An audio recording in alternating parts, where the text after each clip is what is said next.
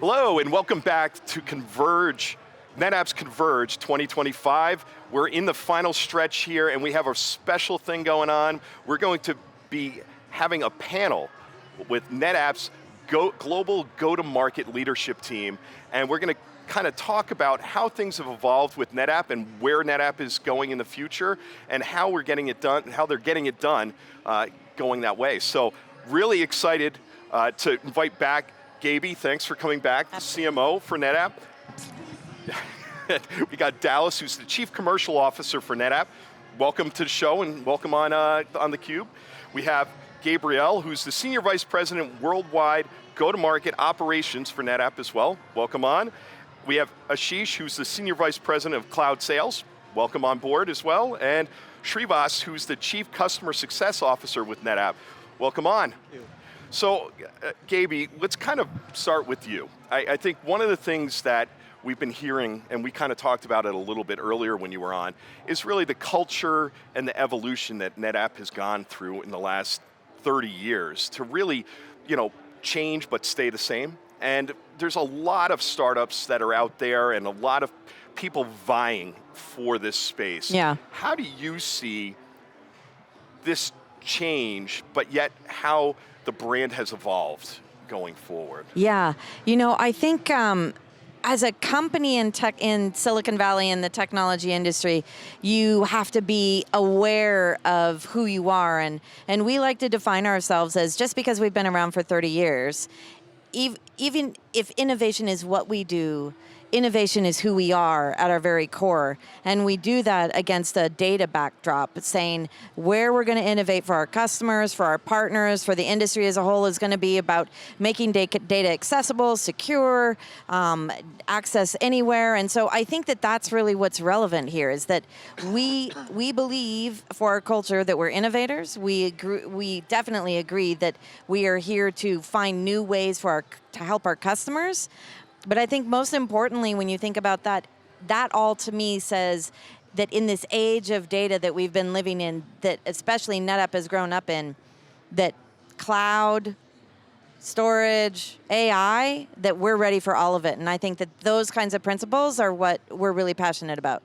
I can't disagree with that. I would violently agree, actually, with that. And I think data only gets more and more. So let's go to Dallas, because you joined a little bit over a year ago, and in the past year, obviously AI has been the talk. How have you seen the transformation in how you've gone to market, and how that's really helping from a growth perspective?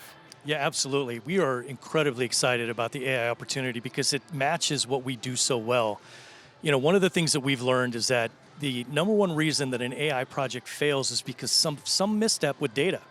And we know that to properly deploy an AI project, the success of an AI project really lands on three things.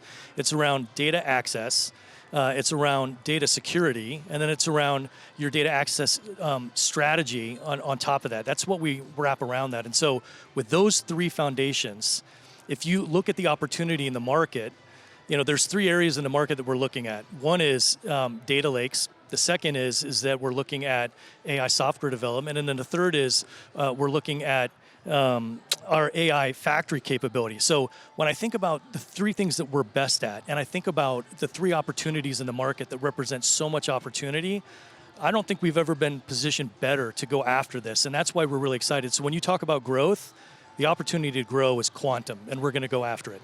Yeah, I like that. And I think, again, those are the right things that the organizations, we see that 85% of organizations, actually the data they want to use in their AI is actually on-premise.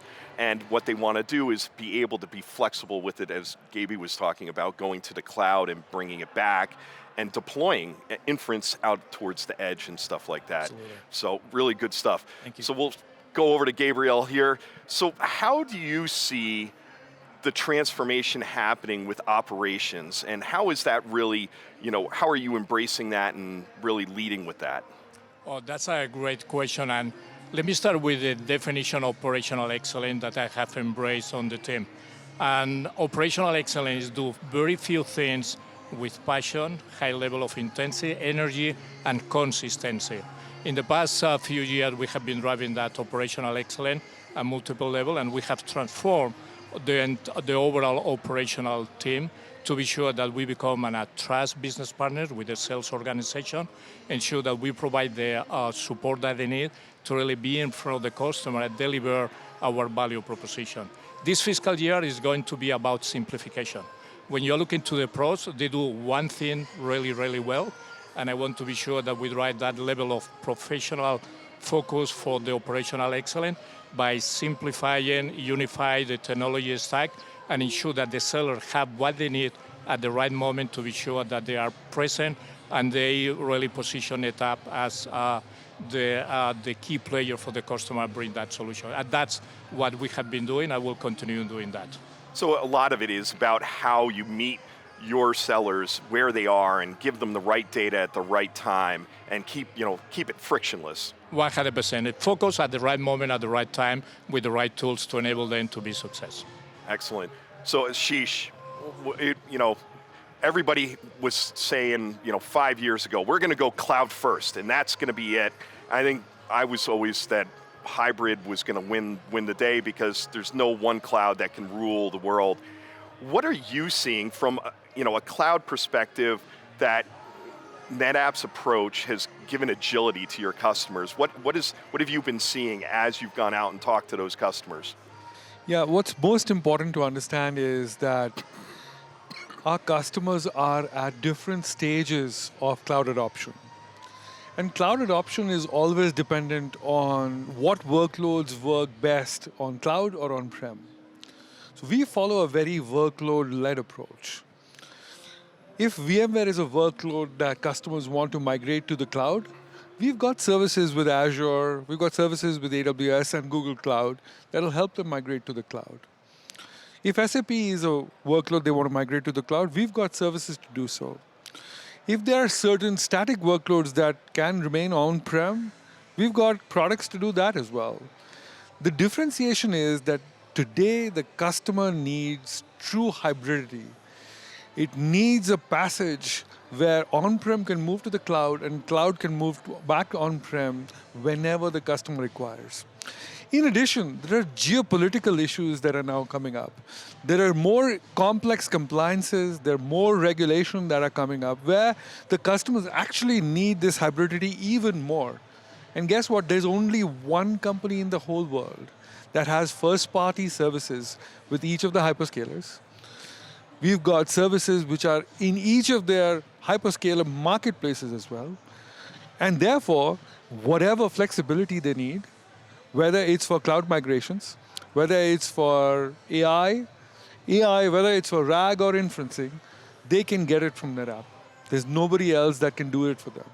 Yeah, and they can also bring some of those other services around it to bear on that data as well, which I think is key to getting your ROI out of AI and how they do that. I also liked, and we'll come back, I'll circle back around in a second on something, but first, Srivas, what are you seeing as customers look to transform their operations with AI? How are they going about using the data to do that? That's an excellent question.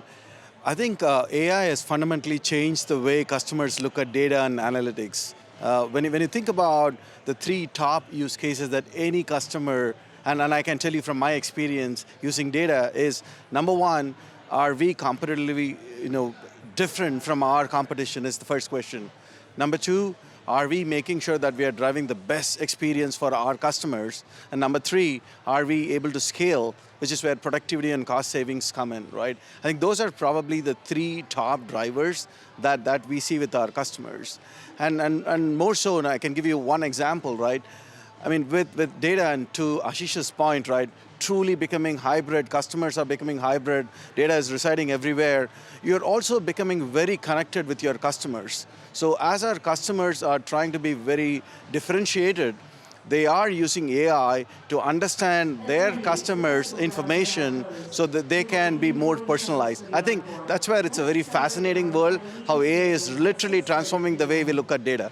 Yeah, I couldn't agree more. I mean, I think, again, it's definitely transforming every part of every business. So we'll kind of go back down the line here. We'll start with you, and this time, Srivas, why don't you give us something you're hoping to be able to say next year at Converge for FY27 that you can't say today? It's a great question, right?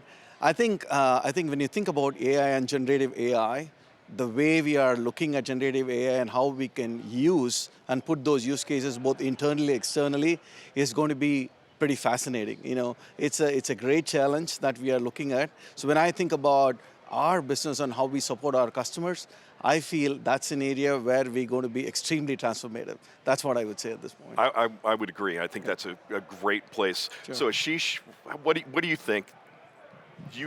What do you hope that you can say next year, this time, going into FY27? We're constantly obsessing over our customers, and we want to solve our customers' biggest problems. And today, the biggest problems are that they need a very hybrid solution for their data. So next year at Converge, we want a complete integration of our first-party and third-party services with each of the three hyperscalers' AI platforms. We want a complete integration to Google's Vertex AI. We want a complete integration to Amazon's Bedrock. We want a complete integration to Microsoft Fabric, helping customers with RAG and inferencing. We want an integration with NVIDIA's AI for Enterprise, helping customers get access to libraries that are already there, helping them with medical imaging on AI, fraud detection on AI, computer-aided engineering, and many other problems that they want to solve very quickly. That's what I want to see next year. Yeah, I could agree more. I think, that, again, those use cases are key to where people are going to get that ROI out of AI as well. Gabriel, what do you think? What do you want to be able to say next year at Converge? I would love you to ask me again, say, hey, Gabriel, have you delivered on the promises that you made 1 year ago to your sales organization to enable them to combine AI and data to ensure that they understand what are the customer pain points, where they have opportunity to solve problems for the customer, and ensure that they have been able to be success. I would love our entire sales organization be able to deliver on that promise by combining AI, data as part of the operational excellence commitment that I'm making to all of them. Okay, Dallas, what do you hope to be able to say? I completely agree with the team. I think everyone's desires are fantastic. I'll build on what Ashish said, and that is that my biggest desire and hope is that our sales force becomes known in the industry as delivering the best solutions for our customers, that they can rely on us above all else. And along the way, we sold more AI and had more AI success for our customers than anyone in the industry. I think that's admirable. I think that's great. Thank you. Gabie, bring us home. What do you hope to be able to say next year at this time? Oh, there's no such thing as hope. I believe, honestly, NetApp is going to continue to be the intelligent data infrastructure company, but I truly believe we're going to be the brand of choice for enterprise storage, cloud storage, and AI data infrastructure. That is a guarantee. And, the best part about that is that all of our customers will be able to say, no matter who they are, that their data lives on NetApp. That is more than hope. That is going to be a true statement. I love it. I love the, drilling it home there. So thank you all for coming on board today. I think this has been great. I think, and thank you for having us here. Been some fantastic stories, great customers that we got to meet with today. It's been fantastic. And I got to say the buzz around and the people, I know because they kept me up too late last night and they were all excited about all the keynotes and everything else that's been going on. So, great job and, continued success. Thank you so much. And thank you for watching this last episode of NetApp's Converge 2025, live from Las Vegas. Stay tuned, and if you missed something, go back and watch one of the replays. They're all out there, some really great stuff from customers and from some of the experts in the industry. Go check it out. For Rob Strechay and Rebecca Knight, I'm signing off now. Take care.